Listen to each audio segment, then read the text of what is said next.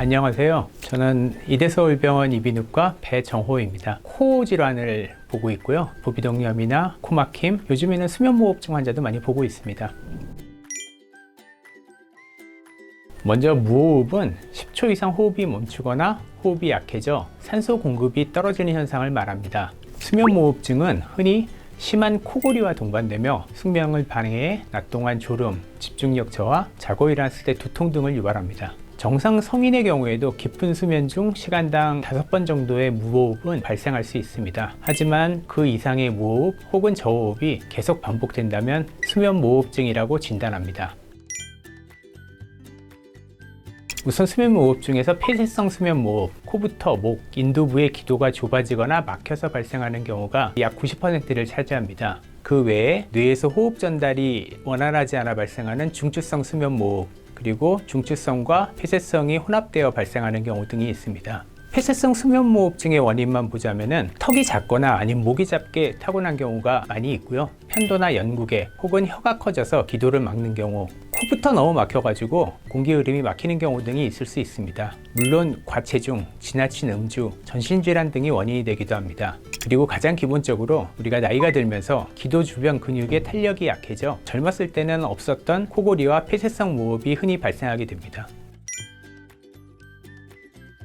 우선 심한 코골이나 무호흡증이 있다면 부부관계나 사회생활에 영향을 줄 수 있습니다. 단순 코골이를 넘어 수면무호흡증이 동반되면 같이 자는 사람은 훨씬 더 괴로울 수 있습니다. 그리고 본인에게도 수면 중 산소 부족과 수면의 질 저하로 인해 아침에 피곤하고 주간졸림증이 흔히 발생합니다. 만약에 장기적이고 심한 수면무호흡증을 방치하면 심혈관계 또는 뇌혈관계에 영향을 주어 고혈압, 부정맥, 심근경색, 협심증과 같은 질환, 그리고 뇌졸중, 치매와 같은 뇌혈관 질환에도 영향을 준다고 합니다. 그 외에 당뇨병 등이 악화되는 문제가 발생할 수도 있습니다.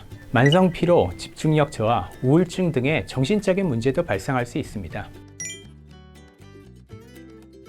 현재까지 수면무호흡증의 가장 정확한 진단에는 수면다원 검사라는 것이 필요합니다. 병원 검사실에서 하룻밤 자면서 여러 가지 검사를 진행하게 됩니다. 수면 설문지, 그리고 코, 목 등의 해부학적인 이상이 있는지 검사를 같이 진행합니다. 만약 일단 폐쇄성 수면무호흡으로 진단되면 크게 비수술적 치료 혹은 수술적 치료를 고려하게 되는데요. 어떤 치료가 가장 적합한지는 환자마다 다르기 때문에 정확한 검사가 필수적입니다. 비수술적 치료로는 양압기가 대표적이고 가장 효과적인 치료법입니다. 그 외에 구강내 장치, 마우스피스를 통해 턱을 앞으로 당겨 기도를 확보하는 방법 등도 고려해 볼 수 있습니다. 체중 감량과 수면 자세 교정도 가장 기본적으로 시도해 볼 수는 있습니다.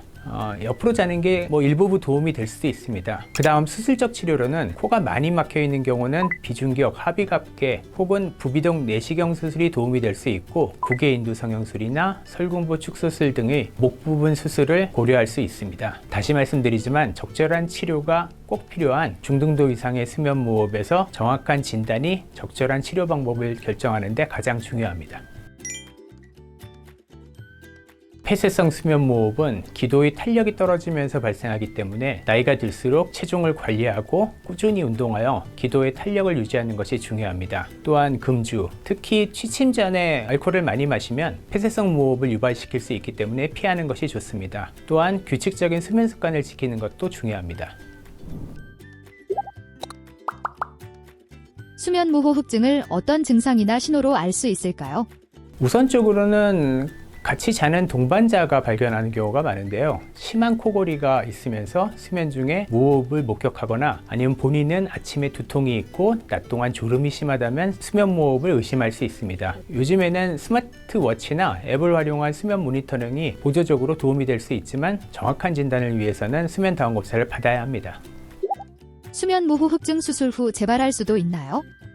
네, 특히 폐쇄성 수면무호흡은 수술을 많이 시행하는데 시간이 지나면서 체중 증가, 기도 구조의 변화, 노화 등으로 인해 재발할 수 있습니다. 그래서 수술 한 번으로 끝나는 것이 아니고 수술 후에도 정기적인 추적 검사와 꾸준한 생활 습관 관리가 중요합니다. 우리 아이가 잘 때 코를 골고 숨을 안 쉬어요. 생각보다 소화, 특히 10세 미만에서도 폐쇄성 수면무호흡이 흔히 발생합니다. 소아는 성인과 원인이 좀 다르고요. 대부분의 경우 편도 그리고 아데노이드 비대가 원인입니다. 소아의 심한 코골이나 수면무호흡은 수면의 질을 떨어뜨려서 주간 졸림증, 과잉행동, 그리고 성장장애 등을 일으킬 수 있습니다. 입을 계속 벌리고 자는 습관이 생길 수 있고요. 그런 경우 얼굴 모형 변형까지 여러 문제를 일으킬 수 있습니다. 소아의 수면무호흡의 치료는 정확한 진단 후 편도 및 아데노이드 수술로 해결되는 경우가 많습니다. 수면무호흡은 단순한 코골이가 문제가 아니라 심혈관계 질환, 치매 등의 위험을 높이는 중요한 질환입니다. 잘 자야 건강하다는 말처럼 치료와 생활습관 관리만으로 삶의 질이 크게 좋아질 수 있습니다. 혼자 고민하지 마시고 꼭 전문의와 상의하세요. 감사합니다.